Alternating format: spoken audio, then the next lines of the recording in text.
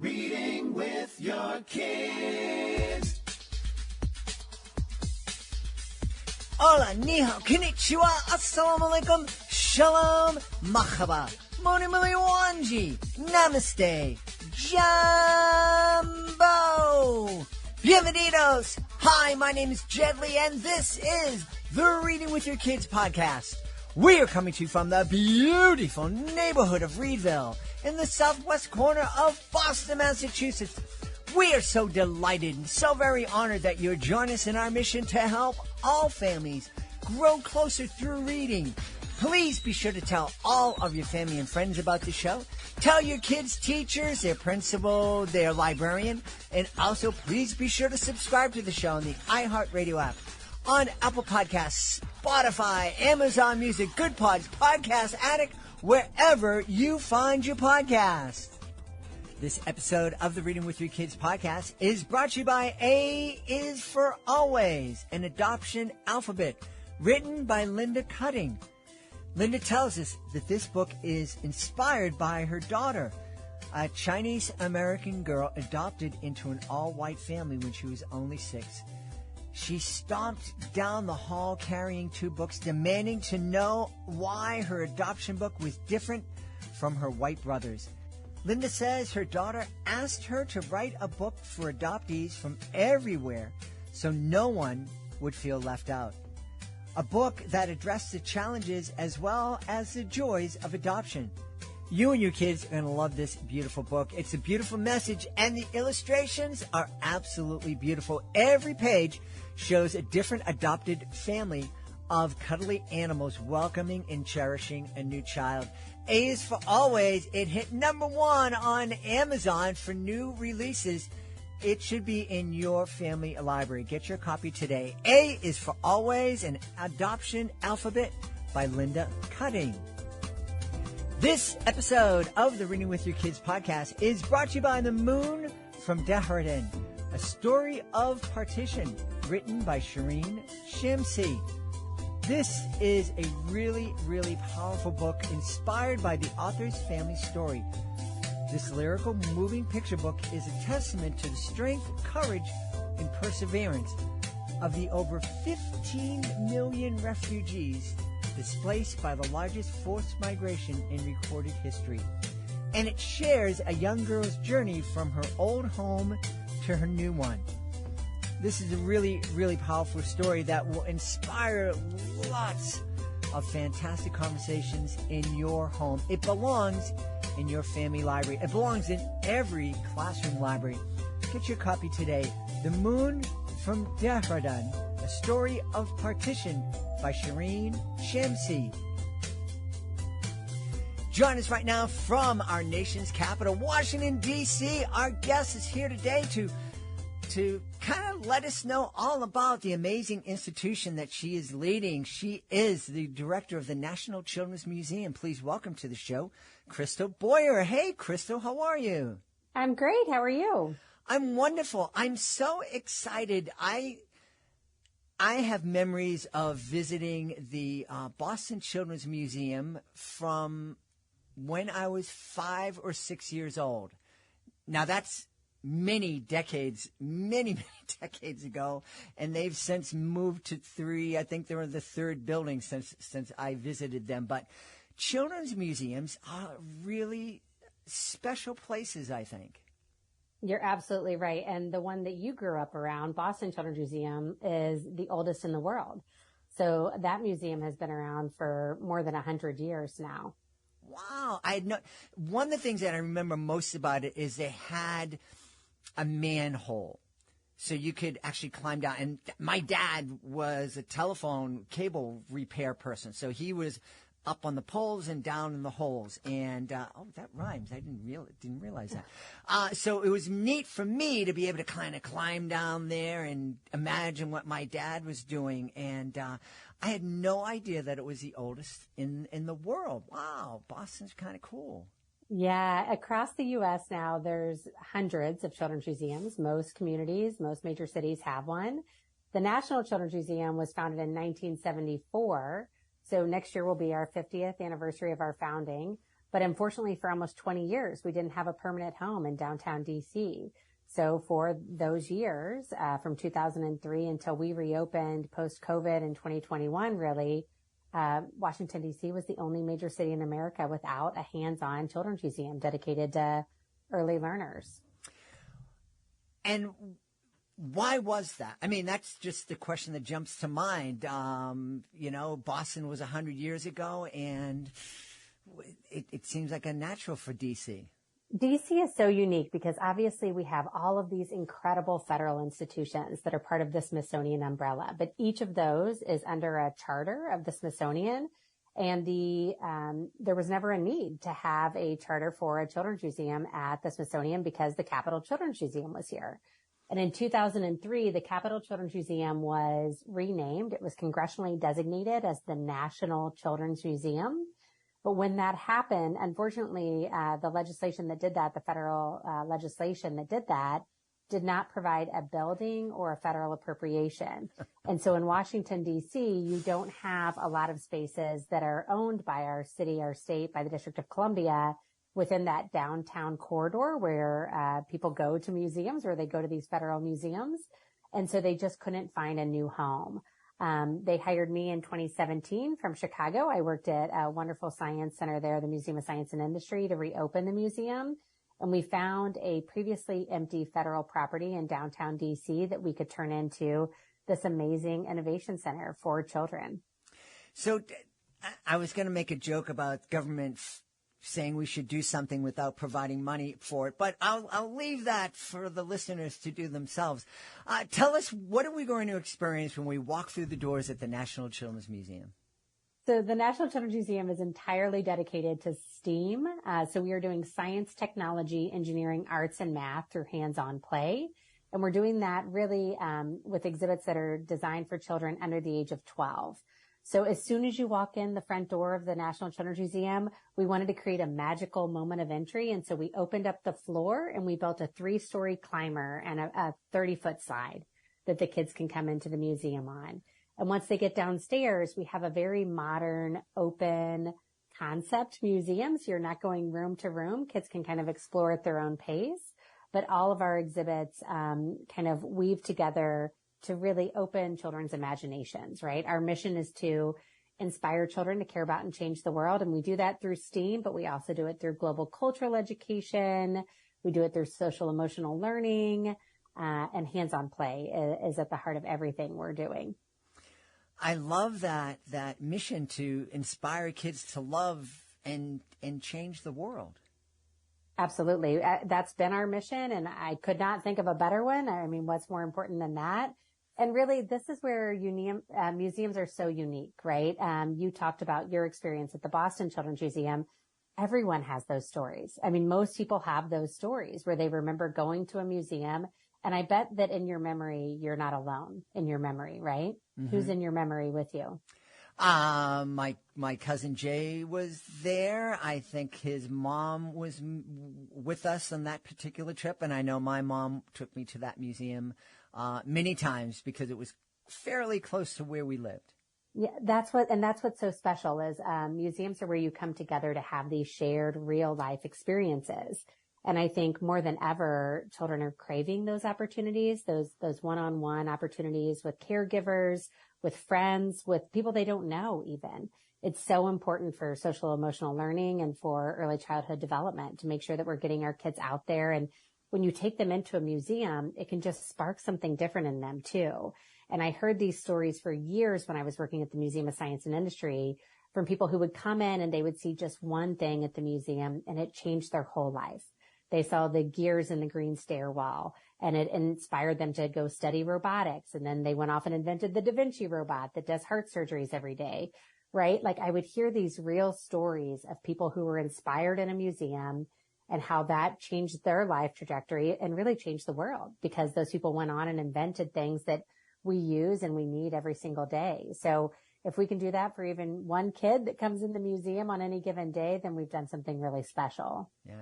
You know, one of the things that I love about a children's museum is Now, I love here in Boston, I love the Museum of Fine Arts, and I love art museums, and we travel the country, and my beautiful wife and I visit art museums. But in those museums, there's usually a guard in every room making sure, I don't know if they have an automatic weapon somewhere, but they're making sure that I don't go near. I'm very tactile, so I can't go near any of the paintings or the sculptures or anything like that. Children's Museum is opposite. It's almost like you have people going, go, touch it, do it, play with it. Absolutely. Yeah. You want to touch everything. I also have the great benefit of being a mother, while leading a children's museum. So I have a 9-year-old and a 2-year-old test case at home. And, these children have grown up in children's museums and science centers where you are encouraged to touch everything, right? And we'll go to those, other museums where you go. I say that there's museums that you go to see stuff and museums that you go to do stuff. And when we go to the see stuff museums, they're not as engaged, right? Mm-hmm. My son will go up to a picture, that's framed on the wall, and he'll push on a bolt. I remember him doing that when I first took him to one of our amazing Smithsonian institutions, because he thought it was a button and he was looking for something to push. But that's a really different, thing. And really for children and for a lot of people, they learn by doing and by touching and experiencing in that way. And so that's why they come to us, right? Is to do something. Yeah. I think a children's museum is kind of evidence that kids really, while the technology that we're growing up with changes and more kids spend more time sedentary sitting in front of a screen, a children's museum kind of proves that kids really haven't changed that much, because they really want to get out and do things and touch things and play with things and explore. And whether you might get them to sit in front of a screen for hours, but what they really want to do is to get outside and really get energized and involved. Oh, absolutely. Yeah. And there's such a need for this, right? I mean, it's really, it's a major issue in our society right now that children are playing less. They have less free time where they are just playing and exploring and using their imagination. And when you are thinking about the skills that you need to create, in these children to help them, prepare them for the problems that they're going to need to solve in the future, they need those creative problem-solving skills that you get through play-based learning, right?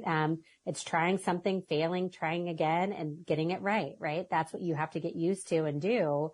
And those are the skills that you get through play that unfortunately has really reduced in especially the last 20 years, but the last 50 years, it is just dropping off.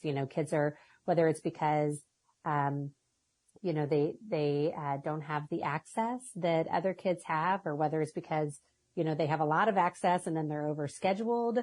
That free play time is just not there as much for children anymore. And it's an issue that we have to solve, and something that as caregivers, we need to think about every day to make sure that we're incorporating that free time for kids to explore. Yeah.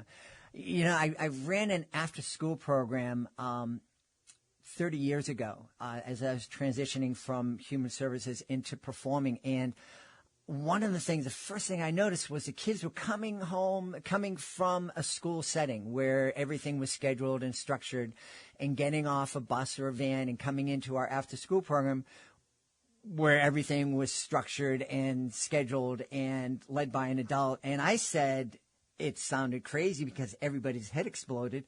Why don't we give them a half an hour just to play and run around? And, oh my goodness, I got so much grief from the quote unquote professionals who were working with me and the supervisors I had. The kids loved it. And it was really a lot of fun. They just came and I can run for a half an hour. Let me do it. And amazingly, we didn't have very many behavior problems after that in the structured activities. Yeah, exactly. They're having some time to really burn off some energy, right, too? Mm-hmm. So I think once you get them down in a space where they're facilitated more, then they're more likely to pay attention. But when you come to the National Children's Museum, what you'll find is that we have these amazing experiences, but we are light on facilitation for a reason. We want the kids to try things on their own and learn how to do things on their own. And I think, there's a tendency for caregivers, and sometimes for educators in formal settings to really guide children, and you have to let them learn by experiencing and failing, frankly, on their own too. Yeah. What's the most popular exhibit at the museum right now?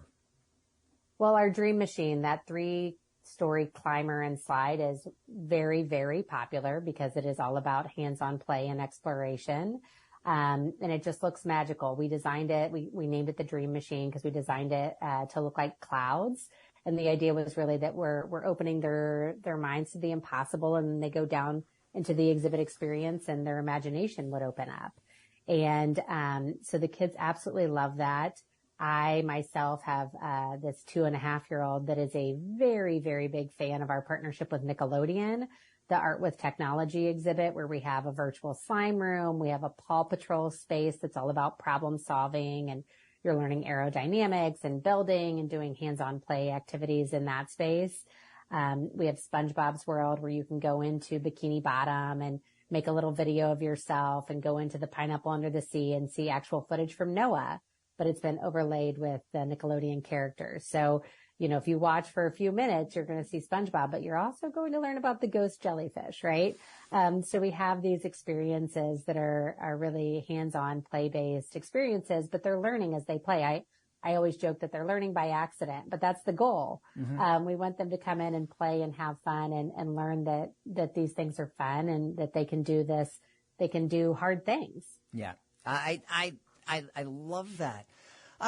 How often are you able to add new exhibits, and how hard is it for you to make that decision that, okay, this is great and kids love it, but we want to add something new? So because I had this luxury of building a museum from the ground up, we designed our space in a way that could constantly be updated so that we can make sure that our content is relevant for this generation of kids that are used to seeing something new and fresh. And, knowing how museums typically operate, coming from the museum world, it takes most museums 5 to 10 years to build an exhibit. And by the time it opens, especially if you have technology in it, it can be outdated, mm-hmm. right? I worked on $40 million exhibits that are now running on Windows 98. Those things just, you've got to make sure that you keep things moving. And so we did a few things. We designed a visiting exhibit hall where we could bring in some of the best traveling exhibits from around the world. So 3 times a year, we have a new exhibit in our visiting exhibit hall. We designed an innovation sandbox space that is a digital interactive space, but it was designed to change every 3 years. So right now we have a green screen where kids go in and it's called Weather Worlds. The kids go in and they gain superpowers through the green screen, and their superpower is the ability to control the weather. But what we're really doing is teaching them the difference between weather and climate change. And then we built our own activation called Climate Action Heroes on the back side of that exhibit, where the kids can answer simple questions about themselves, like, would you rather climb a tree or play in the dirt? And then at the end, they get their climate superpower. They find out if they should be a mighty meteorologist or an arbor avenger, and they get monthly missions. So it was designed for impact as well. And that exhibit we turned into a website, climate-heroes.org, where you could take the quiz online. But it's been so popular, we're sharing it with museums around the country. They wanted the content, and we said, well, if more people could put in a climate change exhibit that's designed for impact and is hopeful and empowering for children instead of scary, we want to share that. So we're sharing that around the country. But of course, our green screen, it's been up for a few years and it's getting outdated. The technology changes. So we're designing something new that'll open in 2025 in that space. So we'll keep our Climate Action Heroes element somewhere in the museum, but we'll have a new digital space. We have many spaces that we update frequently through digital screens and other things, or new additions that we can pop up seasonally. So we try to keep things fresh so that people can keep coming back and find something new. I love that. And we did a series of episodes here in the podcast called Protecting the Planet with Your Kids, with that goal in mind, giving parents the information they need so that they can share with their kids about the climate that inspires them but doesn't terrify them. Absolutely. When we were building Climate Action Heroes, we had the chief climate change scientist from NOAA on our advisory committee. And NOAA had just finished a 3 or 4 year study where they were determining how do we teach kids about climate change in a way that isn't terrifying. And they landed on this idea of superheroes. And so when we told them this is what we're doing, we're using superheroes and superpowers and giving kids these monthly missions as superheroes, they absolutely loved it. But educators around the country are loving it as well. We turned this into a virtual field trip too. So we have a virtual field trip that's been used by schools in all 50 states. It's amazing. It's available for free on our website as well. And it's tied to the next generation of science standards. So educators around the country can use it, right? Mm-hmm. We're also a part of a group called Caretakers of Wonder, where there are eight or nine children's museums and science centers around the country working on this developmental framework for climate change education for kids under the age of 8. So obviously you're making it really age appropriate, really empowering, solutions based, right? Like, my 9-year-old said to me, "Is it too late, Mommy? Have we done too much to the planet?" And of course I said, no, it's not too late. There are things we can still do, and there are, but we do need to act fast, and we need to inspire our children to also identify solutions, and be creative thinkers so they can. Yeah. Yes. We've faced lots and lots of challenges as human beings, and we've always been able to innovate our way out of them so we can make the world better. What's the biggest challenge facing the National Children's Museum? The biggest challenge facing the National Children's Museum is probably growth. We are in a federal space, but as I mentioned, it took a while to find a new home in D.C., and that's not a simple process because you have to pass legislation. And so we are working on legislation right now. For a third time, we're trying to pass a bill that would enable us to grow. So we, if folks are visiting us in the spring and summer, they may find that we're sold out because we're sold out a lot. I always said as soon as we open our space, we'll outgrow it, and we're there. So we're turning away field trips. We want to be able to accommodate all the schools that want to visit and have field trips. We want to be able to do workshops for our field trips when they come. We need more classroom space to do that. So there are growth opportunities that are needed. And right now that's a little bit of a challenge for us. So we will keep working at it. I will never stop fighting for the National Children's Museum and making sure that we have the space we need to do this wonderful work. And we have some great champions on Capitol Hill that are helping us. So I'm hopeful that we will get this done this year. And if not, we will try again next year. That must be really challenging for you. You were mentioning the Boston Children's Museum. I am imagining the folks over there, they need to deal with the mayor of Boston and maybe the state legislature once in a while, but you have to deal with a big federal government. That seems like a huge mountain to climb. It is a very, very big mountain to climb, especially when you're in a community that doesn't have voting members of Congress. So, our big problem has been that we didn't have a senator that could trade to offset the score of our bill, right? You're not going to get another senator to give up money from their state so that it goes to the District of Columbia. And that's problematic. So we don't have the voting members of Congress that can really work for the kids of DC in that way. Our Congresswoman, Representative Eleanor Holmes Norton, has been a fierce, incredible advocate and champion for us. But of course, her ability to work in the Senate and help us get this through the Senate has been really hard. We have some great champions in the Senate. We have the senators from Virginia and Maryland. And West Virginia, Senator Capito has been wonderfully helpful for the museum. But, it's just so tricky. So we've passed the House twice, so we've got to get it through the Senate this time. And that's where things get difficult. Yeah. Is there a way, because, this is the National Children's Museum, so it's everyone's children's museum. Is there any way that folks in Boston or Anchorage, Alaska, or Texas or in the Ozarks can help you folks deal with these issues? Yeah, absolutely. I think, reaching out to your members of Congress and saying it's important that we have a place, a National Children's Museum in our nation's capital, a place for hands-on, play-based STEM education. And I think, that's always helpful for us because when folks hear from their constituents, it's more likely that they're going to support the legislation when it moves through. Mm-hmm.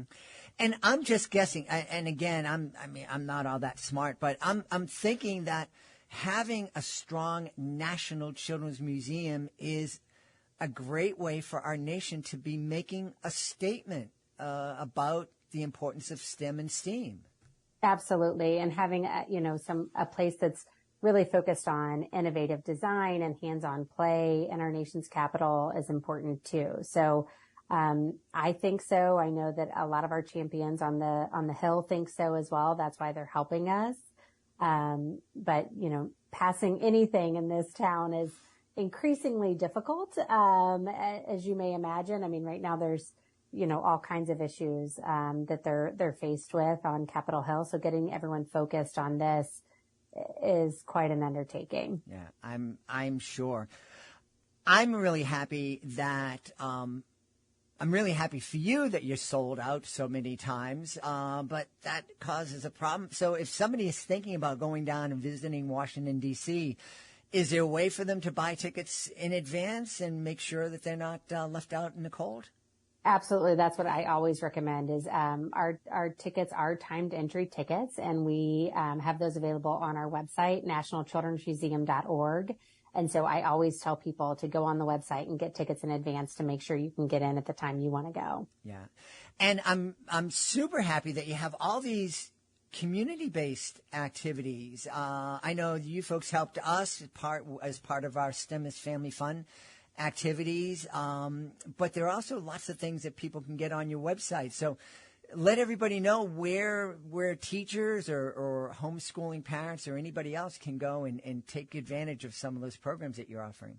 Yes, we have about 75 STEAM videos for at-home learning where you can use just materials you find around your house to do science at home. And those are all available on nationalchildrensmuseum.org. That is also where you can access the virtual field trip opportunities, which are great for homeschool families, but schools all over the country. So any educator can get access to those videos, and we have a couple of them that tie to various curriculum that they would be using with their students. Hey, we've had a great time speaking to the director of the National Children's Museum. Our guest has been Crystal Bowyer. Crystal, thanks so much for being with us. Thank you so much. We hope you've enjoyed this episode of the Reading with Your Kids podcast and will join us for the next exciting episode. If you want to make sure you don't miss a second of the show, please be sure to subscribe to the show on the iHeartRadio app, on Spotify, Amazon Music, Apple Podcasts, Stitch Radio, wherever you get your podcasts. And also be sure to visit readingwithyourkids.com and download your copy of the Reading with Your Kids online magazine. It's free. It's available at readingwithyourkids.com. Just click on our blog. Before we go, I want to make sure that I give a big thank you to my team: Fatima Khan, Rory Grady, Madison Dairies, Soji Franklin, Monica Rivera Sosa, Ann O'Leary. I want to give a big thank you to my beautiful wife for all the support she gives me, and most of all, we all want to thank you. Thank you so much for taking the time to join us today, and as always, thank you so very much for taking the time to make the world a better place by reading with your kids. I'll be looking for you in the next edition of the Reading with Your Kids podcast.